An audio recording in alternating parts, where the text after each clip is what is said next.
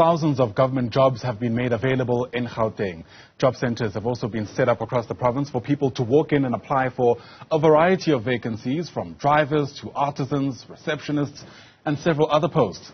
Now, this recruitment drive is set to address unemployment challenges in the province. The first batch of job openings are out today, while we're told that more will be advertised in phases. Let's get a bit more around what the process entails and bring in the acting Premier of Gauteng, Lebogang Maile, who joins us now via our video link. It's great to have you on the program, sir. Thanks so much indeed for making time. And no overstating just how important an initiative like this is in a country that's stifled with really skyrocketing unemployment, especially among young people. In a statement that I think was released yesterday, we're told that initially the idea was to advertise about 15,000 vacant positions, but that had to be revised due to budgetary constraints, amongst other things. So are you able to tell us this morning how many posts are available?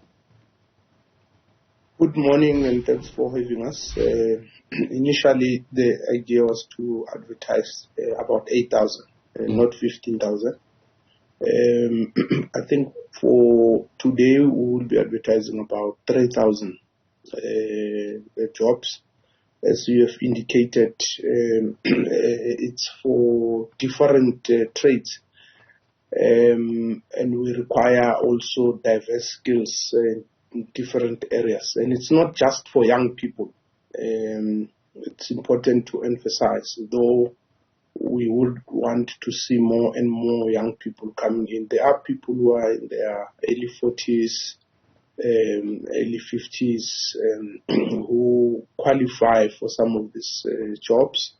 And we will encourage all Gauteng citizens to apply, not only young people. There are programs that we design specifically for young people, but this is jobs that all people who qualify must apply for.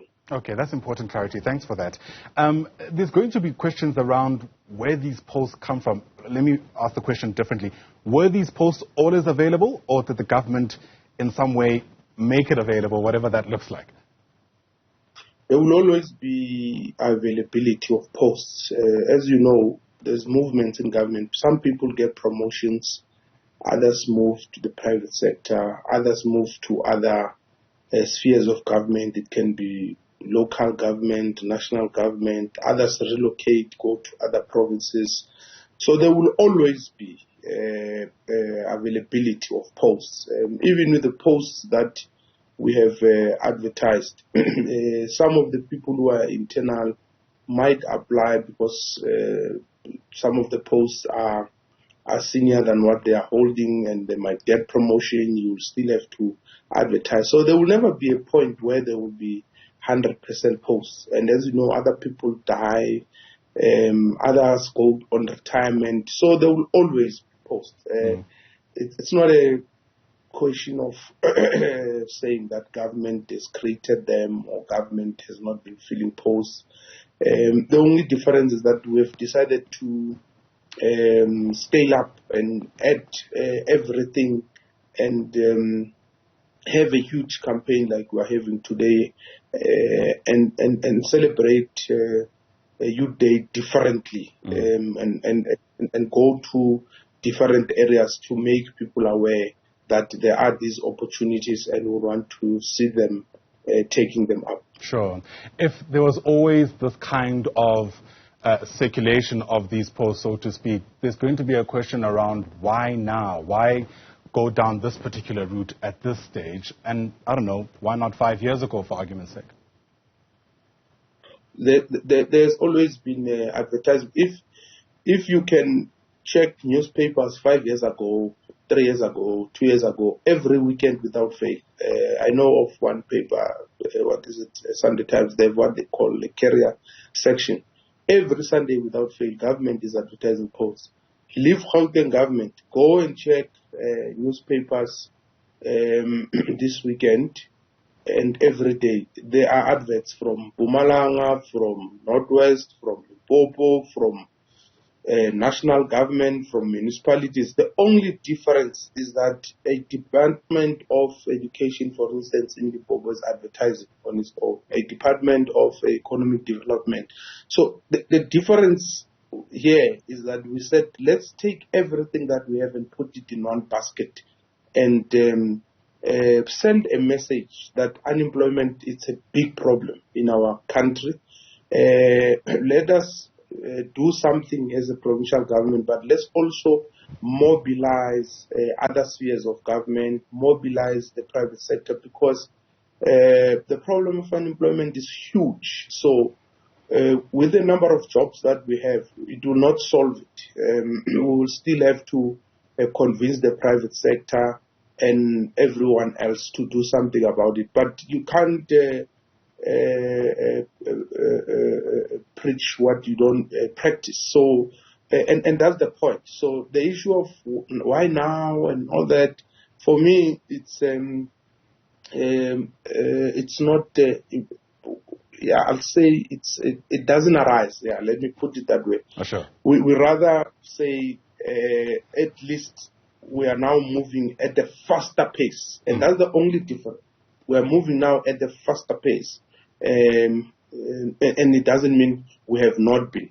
Sure. As I've said and made an example that it's done differently, and I hope even other provinces and national government and local government can try what we are doing, and it will help a lot. All right. So arriving, reviving hope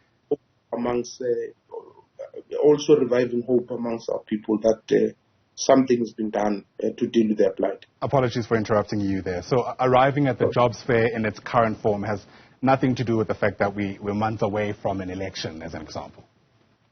No, not at all. Government provides services every day. In the last elections, the following day, there were advertisements of posts. There were programs that are implemented. So it's just mischief. Unless people want to say, on the eve of elections, government must not do anything. You must just fold your arms and wait for elections. We are not even thinking about that. We are thinking about the situation we find ourselves in now. The situation is dire. You can't be claiming to be a responsible and caring government, and you are only thinking about elections. I think that's mischievous. Right. For us, it's not about electioneering at all. All right. You said it's more about also speeding things up. I imagine a lot of the people who are desperate for these jobs are going to be keen to try find out when there's likely to be any kind of response, at the very least, whatever that response looks like. Do you have any kind of timelines around when you're hoping to have those who apply, let's say, within the week from today, and when they're likely to hear back about the outcomes of their applications? These posts are too many. 3,000 plus people will be applying from today until the 14th of July. After the 14th of July, we have been working very hard through our Department of E-Government to put systems in place. For every application, there will be a reference number. And it's like all other government posts. When you apply and you are told that if we don't come back to you within a month or 2 months, you must assume that you have not been shortlisted. Those who are shortlisted will definitely be given a call to come for interviews. Sure. Sadly, we live in a country where we heard harrowing stories about how, people have essentially been extorted in a context where they're desperate for employment. And I'm sure this is something, as a government, you've also considered, shielding the most vulnerable people who will come through, in some instances, perhaps impressionable, and shielding them from those who are trying to exploit that vulnerability by asking them for money, etc., etc. So in a clear way, I'm hoping that you'll be able to essentially convey to those who are watching whether or not there's anything other than a CV that's needed for these particular jobs. And there isn't, some kind of application fee, for instance, that people might need to pay to speed up their application. We've heard those stories so many times, at least in our line of work.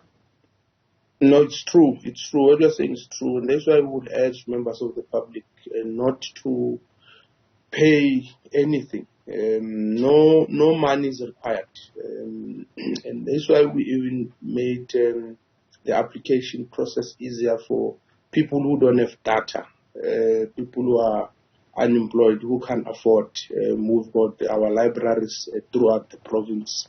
We've got these walk-in centers that we would be having today, and so that people can go there and be helped there. They shouldn't at all pay any money. No money is required to get a job, and they must not listen to people who tell them that they will fast track their employment or they will help them to get employed. There is no such. They shouldn't be tempted to pay anything at all. Sure. Loud and clear. Lebogang Maile, thank you for your time. Appreciate it. No matter how people see it, these are initiatives that I think many people will welcome, again, considering just how deep our unemployment is in this country. So appreciate your giving us clarity on this Youth Day. Lebogang Maile speaking to us there in his capacity as the acting Premier of Gauteng.